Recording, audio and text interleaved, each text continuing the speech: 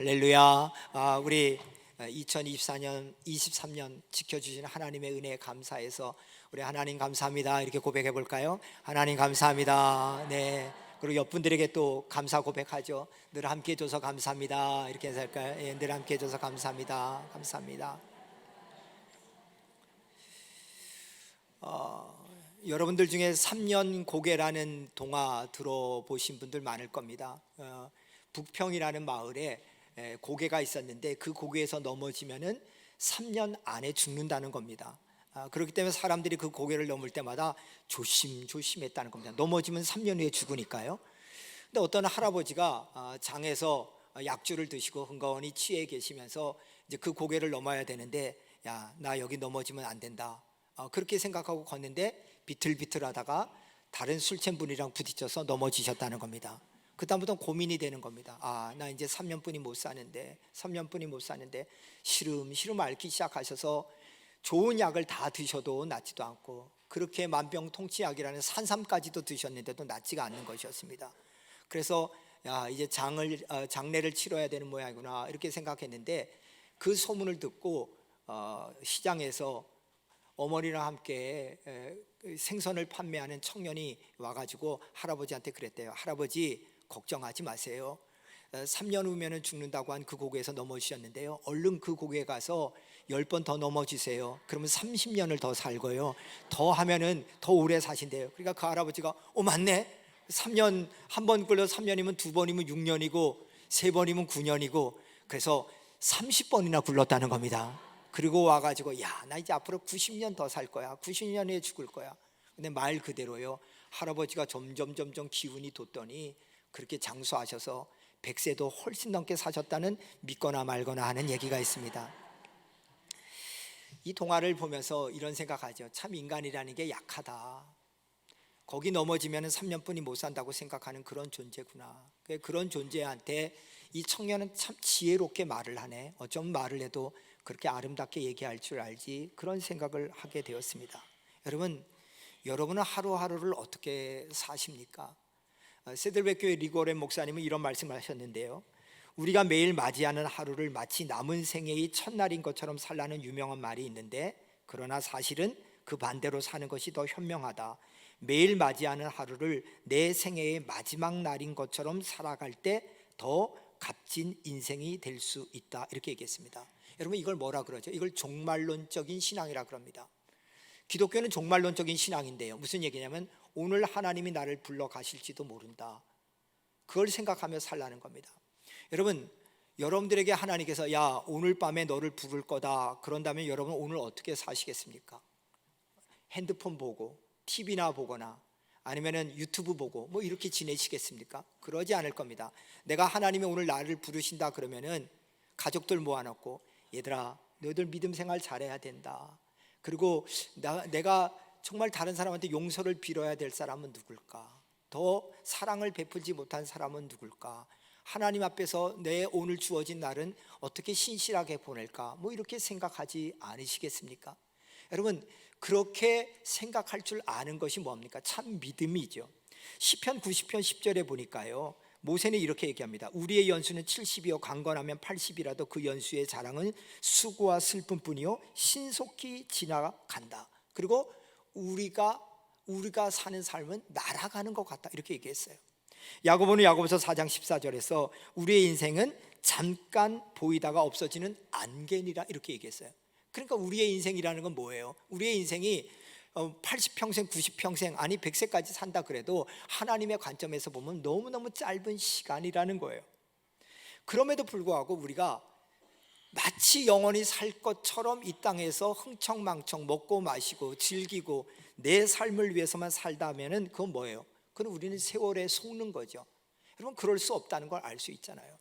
오늘 2023년 12월 31일 마지막 주일 예배를 드리는데, 여러분 2023년 1월 1일이 시작할 때 2023년 12월 30일이 올 것을 생각했지만 정말 이렇게 올 거라고 생각하셨습니까? 근데 왔잖아요. 인생도 마찬가지라니까요. 우리가 안 올 것 같지만 온다니까요. 근데 그것을 알면서도 그것에 대해서 깨닫지 못하고 사는 사람이 있는가 하면 그걸 알고 깨닫고 사는 사람이 있다는 거예요. 여러분, 지혜라는 건 뭐죠? 그럼 분별력이잖아요. 어떤 사람이 막 무단횡단하다 교통사고를 당했어요. 그러면 지혜를 얻어야 하잖아요. 나는 무단횡단하지 말아야지, 이렇게 해야 하잖아요. 그러니까 마찬가지라니까요.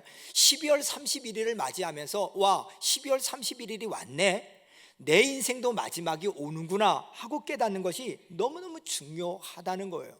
그래서 그거를 깨닫는 사람들은요, 삶의 모양이 달라질 수밖에 없는 거죠. 저는 목사로서 장례를 가만히 보니까 정말 많이 치른 것 같아요. 제가 장례 설교를 이렇게 리스트에 한 걸 보니까 300번도 넘게 장례식을 한 것 같아요. 참, 왜 이렇게 저는 유달리 장례식을 많이 치르죠?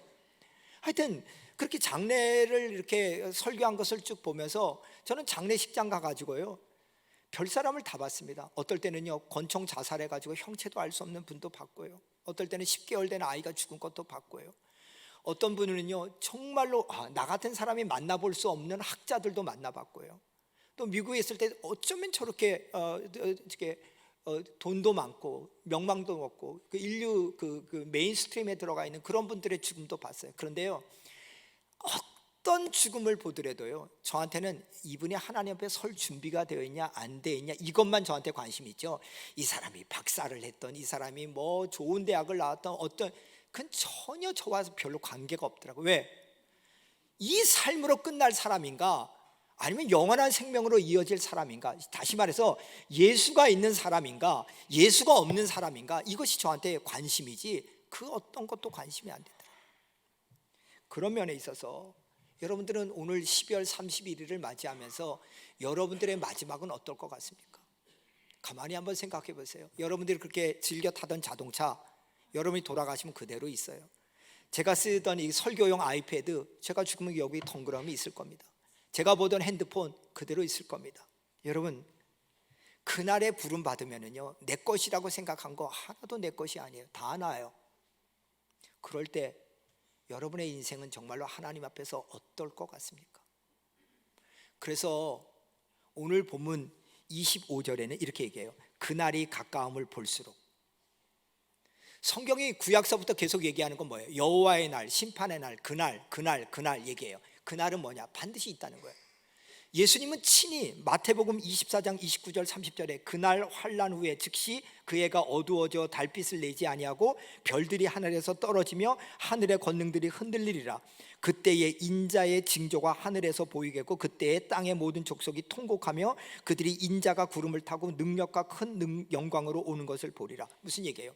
그 날이 있다는 거예요. 마지막 날이 있다는 거예요. 마가복음 13장 19절 20절에도 그 날들이 환난의 날이 되겠음이니라 그러면서 자기가 택하신 자들을 위하여 그 날들을 감하셨느니라 이렇게 얘기하면서 그 날들, 그 마지막 때가 분명히 있다. 또 누가복음 21장 34절에도 너희는 스스로 조심하라. 그렇지 아니하면 방탕함과 술 취함과 생활의 염려로 마음이 둔하여지고 뜻밖의 그날이 덕과 같이 너희에게 임하리라. 여러분, 제가 지금까지 읽어드린 말씀은 전부 다 예수님이 하신 말씀이에요. 바울이 한 얘기도 아니고요, 히브리서 기자가 한 얘기도 아니고요, 예수님이요. 뭐예요? 너희들 그날이 있다. 조심해라. 방탕하게 보내지 마라. 둔하게 보내지 마라. 염려하면서 보내지 말아라. 반드시 그날이 있다. 그날 준비해야 된다. 바로 이것이 오늘 우리들에게 주는 음성이에요. 12월 31일 마지막 예배를 드리면서 우리 주님께서 12월 2024년의 마지막이 오듯이 너희들의 인생의 마지막도 있어. 그날이 반드시 있어. 그럴 때 너희들 어떻게 준비하며 보낼 것인가? 디모데후서 3장 1절에서 5절에 보니까요, 말세에 이런 현상들이 나타난대요. 말세에는 사람들이 자기 사랑하고요, 또 돈 사랑하고요, 자랑하고 교만하고 비방하고 부모를 거역하고 감사하지 아니하고 거룩하지 아니하고 무정하고 정이 없다는 거죠. 마음속에 원통함이 있으면 풀지 아니하고 모함하고 절제하지 못하고 싸납고 선한 거 좋아하지 아니하고 배신, 조급, 자만, 쾌락 사랑하고 그걸 하나님보다 더 사랑해요. 그래서 뭐합니까? 경건의 모양은 있는데 경건의 능력이 없대요. 경건의 모양은 뭐예요? 저와 여러분이 이렇게 예배드리는 모습, 기도하는 모습, 전도하는 모습, 그런 모양은 있는데 그 속에 능력이 없어요. 믿음에 대해서 아는데 믿음의 능력이 없어요. 저도 참 부끄러울 때가 많아요. 정말 나한테 믿음이 있는 건가? 도대체 이 믿음이 있는 건가? 믿음을 그렇게 얘기하고 믿음에 대해 설교하고 믿음이 있다고 얘기하는데 문제가 앞에 탁 놓여 있을 때 정말 믿음으로 반응하는가?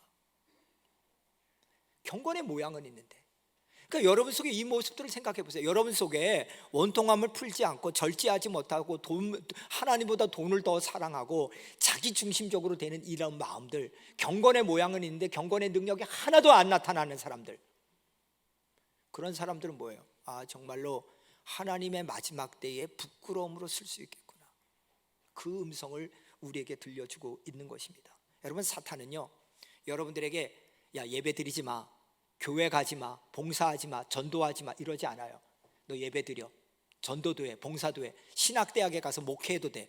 근데 단 한 가지, 너의 중심이 네가 돼야 돼, 이렇게 얘기해요. 그러니까 내가 마음에 들면 예배 드리고, 내가 마음에 들면 봉사하고, 내가 마음에 들면 전도하고, 내가 마음에 들면은 장로도 하고 목사도 하고 권사도 해요. 근데 내가 마음에 들지 않으면 수틀리면 다 때려치워요. 여러분, 그러니까 뭐가 없어요? 경건의 능력이 없어요. 어떤 일이 있더라도 나는 주님 떠나지 않아, 나는 주님 붙들어, 그 믿음이 안 돼요. 그러니까 뭐예요? 마지막 말세지간에는요, 전부 다 배반해요. 여러분, 고난 앞에서는 두 가지의 모습이에요. 하나는 배교하거나 하나는 순교하거나요.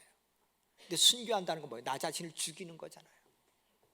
그런 의미에서 오늘 정말 12월 31일 마지막 예배를 드리면서 그날을 준비하는 지혜를 가져야겠다. 그럼 어떻게 그날을 준비하는 것이 지혜로운 것인가? 오늘 본문에는 네 가지로 얘기하는데, 첫째는 참마음과 온전한 믿음으로 하나님 앞에 나아가라, 이렇게 얘기하고 있습니다. 여러분, 믿음의 삶을 얘기하는 거죠. 22절 보세요. 같이 읽읍시다. 시작. 우리가 마음의 뿌림을 받아 악한 양심으로부터 벗어나고 몸은 맑은 물로 씻음을 받았나니 참마음과 온전한 믿음으로 하나님께 나아가자. 여러분, 하나님께 나아간다는 건 뭐예요? 그건 예배의 삶이잖아요. 보세요, 제가 여기 있는 자리는 옛날에는 지성소였어요. 그리고 여기에 휘장이 있었죠. 그리고 여러분이 앉아 계신 자리는 성소예요. 근데 성소와 지성소는 누구만 들어오냐? 제사장만 들어와요. 그리고 지성소는 대제사장만 들어오잖아요. 1년에 한 번. 그러면은 제사장이 여러분들이 예배를 드리고 싶으면 여러분들 대신해서 제물을 가지고 이 안에 들어와서 예배를 드리는데, 제사장이 그냥 와서 예배 드리냐? 아니에요. 제사장은 그냥 와서 예배 드리지 못해요. 왜? 제사장도 죄인이기 때문에. 그래서 하나님께 성소를 들어오든 1년에 한 번 지성소를 들어오든 들어오기 위해서는 뭘 했냐? 반드시 제사장이 회개부터 해야 돼요. 피를 가지고 자기를 뒤집어 써야 돼요. 레위기 16장 11절 13절에 보니까 아론은 자기를 위해 속죄제의 수송아지를 드리되 자기와 집안을 위하여 속죄하고 자기를 위한 그 속죄제 수송아지를 잡고 향로를 가져다가 여호와 앞 제단 위에서 피운 불을 그것에 채우고 또 곱게 간 향기로운 향을 두 손에 채워가지고 휘장 안에 들어가서 여호와 앞에서 분향하여 향연으로 증거계 위 속죄소를 가리게 할지니 그리하면 그가 죽지 아니할 것이요.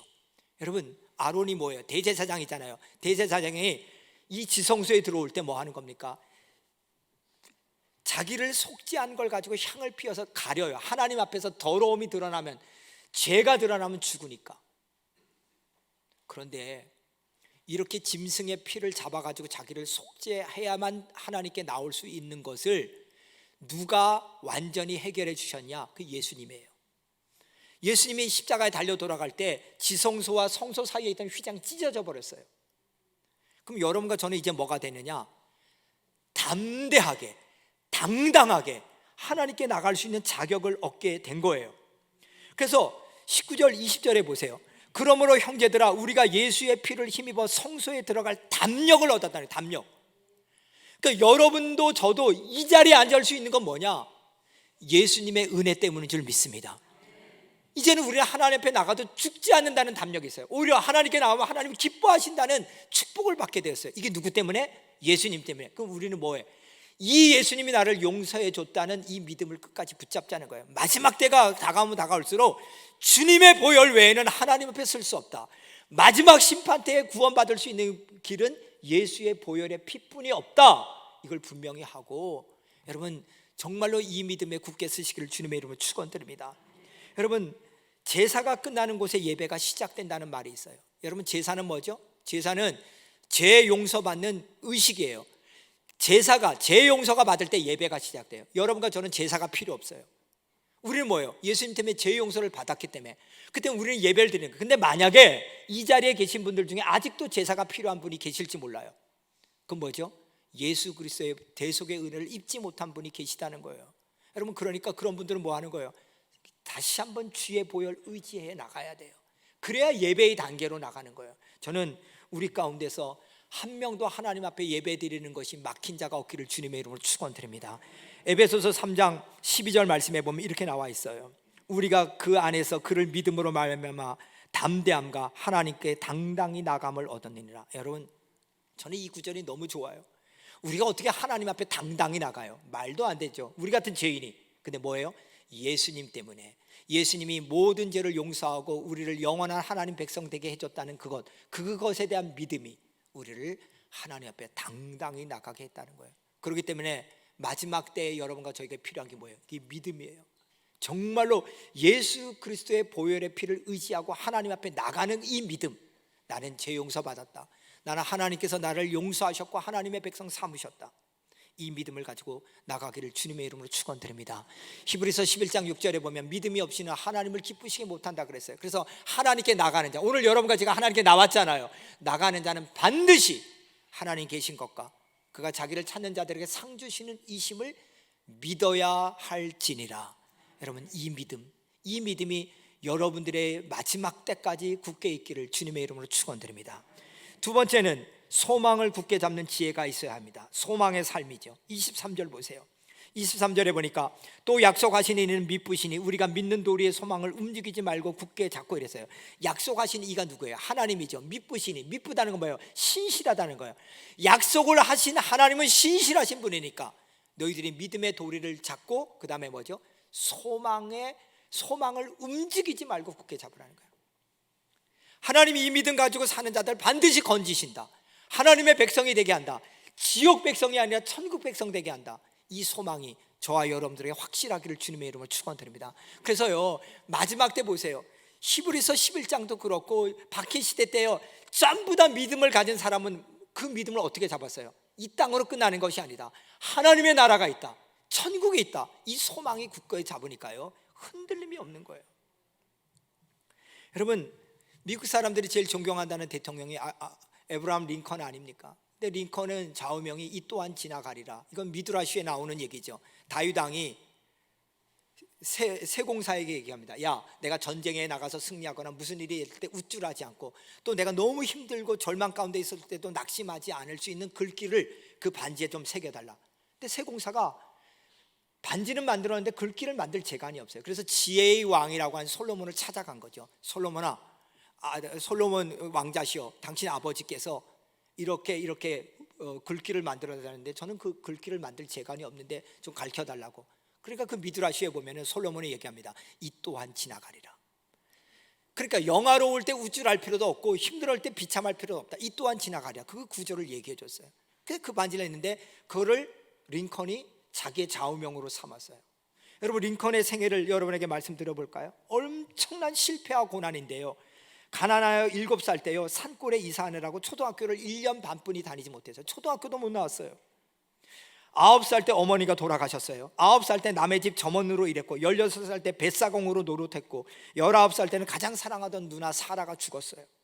22살 때 돈 한 푼 모으지 못하고 직장에서 해고당했고요, 23살 때 빚을 얻어 친구와 작은 가게를 했는데 쫄딱 망했어요. 26살 때 친구는 죽고 그 빚을 갚고요, 28살 때까지 28살 때는 자기를 버리고 다른 남자한테 자기와 약혼한 여자가 도망가 버렸고요, 30살 때 겨우 한 처녀와 만나서 약혼을 했는데 갑자기 그 약혼자가 또 죽어버렸고요, 33살 때 키가 자기 허리쯤에 차고 욕을 아주 잘하고 열등감이 많은 여자와 결혼했는데 날마다 싸웠고요, 지방하원의원에 3번 출마했다 낙선했고, 41살 때 4살 된 아이가 죽었고, 46살 땐 상원의원에 출마했다 낙선하고, 47살 때 부통령으로 출마했다 낙선하고, 49살 때 또 상원으로 출마했다 낙선하고. 여러분, 50살이 될 때까지 어떤 인생도 승리한 인생이 없었어요. 근데 링컨은 뭐냐? 이 또한 지나가리라. 그리고 51살 때 드디어 미국의 16대 대통령으로 당선되었습니다. 링컨이 그런 얘기합니다. 나는 내 인생 자체가 한 번도 성공한 인생이 아니다. 그런데 내 속에 믿음이 있었다. 이 또한 지나가고 하나님께서 내 삶을 인도할 것이라는 소망, 그 소망을 놓치지 않았다는 거예요. 그랬더니 마틴 루터 킹 목사가요, 이 에브라함 링컨에 대해서 이렇게 평가했어요. 링컨은 밀 한 폭이 심을 수 없는 절망의 들산에서 희망의 반석을 떠냈다. 밀 한 폭이 심을 수 없는 절망의 돌산에서, 완전히 돌산에서 오히려 희망의 반석을 캐내었다. 이렇게까지 얘기해요. 사랑하는 여러분, 어떠세요? 여러분 소망이 2024년에는 있으세요? 인간적 소망이 막혔다고 절망하지 마시고요, 여러분에게 미쁘신 하나님이 여러분에게 소망 주셨기 때문에 그 소망을 붙드시기를 주님의 이름으로 축원드립니다. 시편 39편 4절에서 7절에서 다윗은 이렇게 기도했습니다. 하나님, 나의 종말과 연한이 언제까지인지 알게 하사 내가 나의 연약함을 알게 하소서. 주께서 나의 날을 한 뼘 길이만큼 되게 하심에 나의 일생이 주 앞에서 없는 것 같사오니 사람은 그가 든든히 서 있는 때에도 진실로 모두가 허사뿐이니이다. 진실로 각 사람은 그림자 같이 다니고 헛된 일로 소란하며 재물을 쌓으나 누가 거둘는지 알지 못하나이다. 주여, 이제 내가 무엇을 바라리요? 나의 소망은 주께 있나이다. 여러분, 지금 다윗이요, 도망 다닐 때 쓴 시가 아니에요. 다윗이 왕이 됐고요, 고대 근동의 패권을 차지해서 가장 승승장구할 때 하나님 앞에 그래요. 하나님, 내 인생이 아무리 형통해도 손바닥 하나에 지나지 않는 인생입니다. 내가 그런 권력이 있고 부가 있다 그래도 언제 이거 다 날아갈지 모릅니다. 하나님, 내 소망은 권력에 있는 것도 아니고 물질에 있는 것도 아니고 하나님께 있습니다. 참 다윗 보면 볼수록 대단한 분이에요. 어떻게 이럴지. 하나님, 내 이 왕자리, 내 이 대통령 자리, 내 이 돈의 자리, 내 이 권력의 자리, 이게 내 소망이 아닙니다. 하나님, 그건 다 헛됩니다. 어느 한순간에 지나갈지 모릅니다. 내 소망은 하나님입니다. 사랑하는 여러분, 저는 여러분들이 이 종말의 때에 정말로 여러분들이 끝까지 믿고 소망을 둬야 될 그 하나님이 여러분의 하나님을 기억하면서 끝까지 믿음을 붙들고 소망을 붙드시기를 주님의 이름으로 축원드립니다. 세 번째는 서로 돌보아 사랑하고 선행으로 격려해야 됩니다. 사랑의 삶입니다. 본문 24절 말씀해 보니까 서로 돌아보아 사랑과 선행을 격려하며 이렇게 얘기합니다. 여러분, 서로 돌보는 건 뭐죠? 이게 창조의 원리잖아요. 창세기 2장 18절 말씀해 보면은 여호와 하나님이 이르시되 사람이 혼자 사는 것이 좋지 아니하여 내가 그를 위하여 돕는 배필을 만든다, 이렇게 얘기했어요. 여러분, 이 말씀을 하셨을 때는요, 아직 하와가 지어지기 전이에요. 아담이 선과 악을 아는 나무 열매를 따먹기 전이에요. 그러니까 아담은 뭐예요? 하나님과의 관계가 똑바로였어요. 부족한 게 없어요. 물질도 부족한 게 없어요. 주변의 모든 것이 아담의 것이에요. 그런데도 하나님은 좋지 않다는 거예요. 여러분, 하나님이 보시기에 좋지 않은 것은요, 뭔가 잘못된 거예요. something wrong이 있는 거예요. 그러면 무슨 문제냐? 인간이 가지고 있는 최초의 문제는 선악과의 문제가 아니라니까요. 인간이 가지고 있는 최초의 문제는 하나님과의 관계가 아니라니까요. 하나님과의 관계가 바로 섰다니까요. 인간이 가지고 있는 최초의 문제는 뭐냐? 니드의 문제, 관계성의 문제라는 거예요. 여러분, 시간, 공간, 인간, 간자는 뭐예요? 다 사이예요. 서로 연결되는 거예요. 그러니까 사람과 연결되는 관계성이 제대로 되지 않으면 인간은요, 낭망할 수밖에 없어요. 저도 요즘 이렇게 생각해요. 저희 어머님이 제 나이 때 하나님께 부름을 받았고, 저는 저희 어머님보다 더 오래 살았더라고요. 그리고 이제 저희 아버님은 이제 은퇴까지 한 12년 정도 이렇게 남기고 가셨는데, 마지막에 은퇴한 다음에 그 집에 가봐서 이렇게 짐을 정리하는데 저희 누님이 이렇게 봤더니 그 달력 뒤에다가 하나님 너무 외로워요, 이렇게 쓰셨더라는 거예요. 제가 그 얘기를 듣는데 막 눈물이 쏟아지는 거예요. 무슨 얘기냐면은 정말로 하나님과의 관계에서 흔들림 없죠. 그냥 모든 재산을 다 팔아가지고 하나님 나라를 위해서 하고 신학과 가서 목회하고 당신의 삶을 다 그렇게 했는데, 근데 인간이 가지고 있는 그 외로움의 문제. 여러분, 여기 계신 분들 안 그러세요? 연세가 들면서 점점 친구들 돌아가시고 주변에 아내와 남편이 돌아가시고 그 외로움의 문제. 인간이 그렇거든요. 왜 그러냐? 하나님이 그렇게 만드셔서 그래요. 하나님은요, 홀로 독처하는 것이 하나님 보시기에 좋지 않게 만드셨어요. 그래서 함께하는 이 공동체가 너무 중요해요. 제가 여러분들에게 예배 시간마다 옆에 계셔줘서 감사하다 그랬는데, 여러분 정말로 옆에 계셔줘서 얼마나 감사한지 알아야 돼요. 옆에 계신 분들 때문에 우리가 사는 거예요. 성경은 서로 격려하라는 말을 50번 이상 해놔요. 서로 격려하라, 서로 위로하라, 서로 하나 되라. 여러분 왜 그래요? 격려받을 때 힘을 얻기 때문에 그래요. 스티븐 코비가 쓴 오늘 내 인생 최고의 날이라는 글에 보면은요, 너무너무 감동적인 글이 나와요.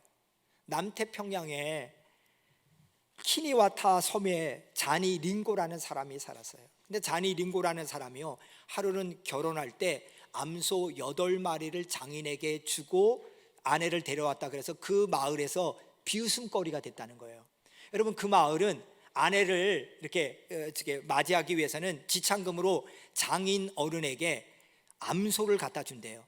그래서 아주 미인인 여자들에게는 암소 4마리, 그 다음에 보통으로 생기면 2마리, 근데 정말 은혜 없으면 얼굴 보기가 어려운 여자는 1마리, 뭐 이렇게 해서 데려온다는 거예요. 근데 이 링고라는 이 남자가 사리타라고는 여자한테 무려 8마리나 암소 8마리를 주고 데려왔다는 거예요. 그러니까 그 동네에서 저 사리타는 이렇게 어깨도 꾸부증하고 생긴 것도 별로고 깡 말랐는데 저 여자한테 8마리나 암소를 줬대 하고 막 비웃은 거죠. 그래서 선교사님이 그걸 듣고 그 마을에 딱 가서 봤는데요, 근데 웬일이요? 소문과 달리 링고의 집에서 딱 나오는 사리타를 봤는데요, 기품이 있어 보이고 어깨도 딱 펴고 얼굴이 환하더라는 거예요. 그래서 링고한테 물었대요. 아니 아내의 모습이 왜 소문과 다르냐고. 그랬더니 링고가 이렇게 말했다는 겁니다. 선교사님, 동네 아낙네들이 얘기하는데 야 나는 5마리 받고 왔어, 너는 3마리지. 그러니까 3마리 여자가 옷매 기주고 그러더라는 거예요. 그걸 보면서 아니 내가 내 아내를 데려오는데 왜 내가 기죽게 해? 그래서 우리 동네에서 보란듯이 최고로 비싼 암소 8마리를 주고 데려왔다는 거예요. 딱 데려오니까요, 이 사리타가 나는 8마리 여자야 그렇게 생각하니까 어깨를 펴고 당당하게 걷기 시작하는데요, 저렇게 환해지더라는 거예요. 여러분들 다 8마리 얻어서 온 거잖아요. 제가 스티븐 코비가 그 얘기를 하는 걸 보면서 그래, 사람을 어떻게 대하느냐에 따라서 다르지. 저 사람을 그렇게 대했더니 그 사람이 거기에 맞는 품격이 되는구나. 여러분 격려가 얼마나 필요한지 몰라요. 여러분 저 보세요, 얼마나 불쌍해 보여요. 좀 격려 좀 해주세요. 여러분 주변에 있는 사람들이 격려가 필요해요. 그러므로 우리가 마지막 하나님 앞에 서는 날까지 옆에 있는 사람들이 힘이 되어 주시기를 주님의 이름으로 축원드립니다. 말씀 준비하면서 보니까요, 믿음을 굳건히 잡아라, 소망을 굳건히 잡아라, 서로 돌보는 사랑의 삶을 살아라. 그렇구나. 믿음, 소망, 사랑, 이 3가지가 항상 있을 것이라 그랬는데 마지막까지 이게 필요하구나. 그러면서 히브리서 기자는 마지막으로 종말 시대를 살아가는 성도들에게 열심히 모이라 이렇게 권면하고 있습니다. 25절 같이 읽겠습니다. 시작. 모이기를 배하는 어떤 사람들의 습관과 같이 하지 말고 오직 권하여 그날이 가까워 볼수록 더욱 그리하자. 여러분 왜 그날이 가까울수록 모이기에 힘쓰라는 겁니까? 영적 전쟁이 심하다는 겁니다. 자꾸 모이지 못하게 하고 하나님으로부터 힘을 얻지 못하게 만드는 거죠. 그럴수록 우리는 와서 예배 드리자는 거예요. 여러분 한번 보세요. 여러분들이 주일날 믿음이 있잖아요. 믿음이 있는데 주일날 1주, 2주, 3주 계속 빠져보세요. 예배를 빠져보세요. 그럼 여러분 믿음이 계속 있을 것 같아요? 절대로 그렇게 안 돼 있다니까요. 믿음은 들으면서 나거든요. 여러분들이 예배가 주일 성수가 여러분이 실패하지 않는다면 하나님은 영원히 여러분의 하나님이 되시는 거예요. 그렇기 때문에 우리는요, 무슨 일이 있어도 주일 성수부터 시작해야 되는 거예요. 내가 화장실 갈 힘만 있어도 예배 빠지지 말자, 이런 각오가 필요해요. 그럴 때 하나님 뭐예요? 우리에게 은혜를 주는 거예요. 요한복음 4장 23절에 예수님이 이렇게 얘기했어요. 아버지께 참되게 예배하는 자들은 영과 하나님의 영과 진리 말씀 가운데 예배할 때가 오는데 지금이다, 곧 이때다. 아버지께서 이렇게 예배하는 자, 성령 가운데서 말씀 가운데서 예배하는 자를 찾는다.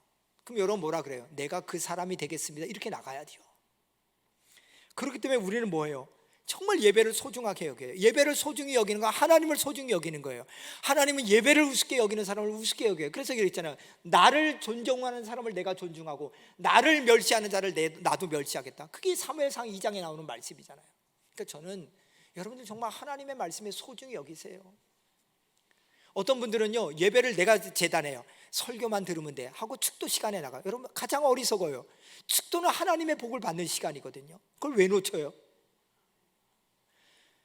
어떤 분들은 뭐예요? 앞에 찬양할 땐 또 늦게 들어와요. 아니, 하나님 앞에 찬양 드리는 것만큼 귀한 게 어디 있어요? 그 은혜를 받는 시간인데 어느 한 시간도 의미 없는 시간이 없어요. 예배 드릴 때요, 또 가급적이면은 좀 앞으로 미리미리 오세요. 좀 오시는 순서대로 앞에. 뒤에 앉으면은요, 예배를 잘 드리기 좀 어려워요. 왜? 뒷사람 뒤통수 보면 머리도 안 감고 왔네, 뭐 별 생각이 다 들거든요. 예. 아, 저분은 왜 저렇게 좋으나 이렇게 얘기하고. 그러니까 자꾸 앞에 있으면은 뒷분 볼 일 없잖아요. 그냥 잘생긴 저만 그냥 보시면 되잖아요. 뭐 그렇게 들으시면 되죠. 말 같지 않은 얘기지만 한 번은 제가 사모함, 예배를 사모함이라는 게 이런 거구나 하고 느낀 게 있어요. 얼마 전에 강남 메리어트 호텔에서 감독님이랑 뭐 이렇게 감리사님들 이렇게 아침 식사하는 조식하는 시간이 있어서 메리어트 호텔이라는 데를 다 가봤는데요. 갔더니 그게 강남 신세계 백화점이랑 연결되어 있더라고요. 저는 그걸 몰랐어요. 그래서 백화점에 주차시키고 올라오라 그래서 주차시키고 이렇게 올라가는데요, 백화점 입구에 거죽을 깔아놓고 뒤집어 쓴 사람들이 잔뜩 있는 거예요. 그래서 제가 옆에 있는 목사님한테, 목사님, 홈리스들이 추우니까 여기 와서 자는 건가요? 그랬더니 막 웃어요.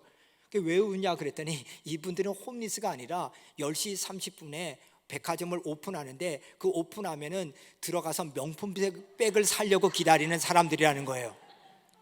그래서 제가 아니, 그 백 사려고 밤을 새워서 기다리고 있다고요? 근데 그렇다는 거예요. 그걸 전문 용어로 오픈런이라 그런다는 거예요. 그래서 제가 속으로 별 이상한 인간들도 다 있네. 죄송합니다. 여기도 한 분 계신데 괜히 제가 얘기해서. 네. 그러면서 이런 생각이 들었어요. 아하, 사모함이란 건 저런 거겠구나.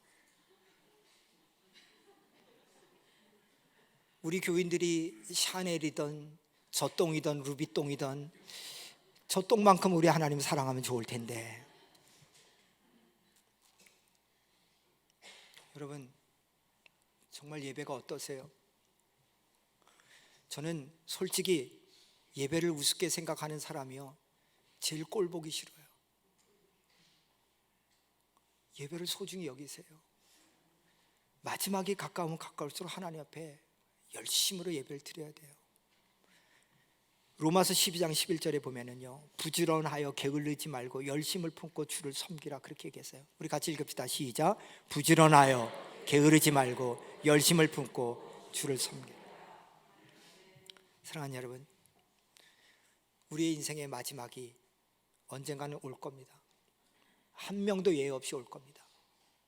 그렇다면 오늘이 내가 마지막이라 생각하면 어떻게 살까요? 더욱더 믿음의 도리를 굳게 잡자.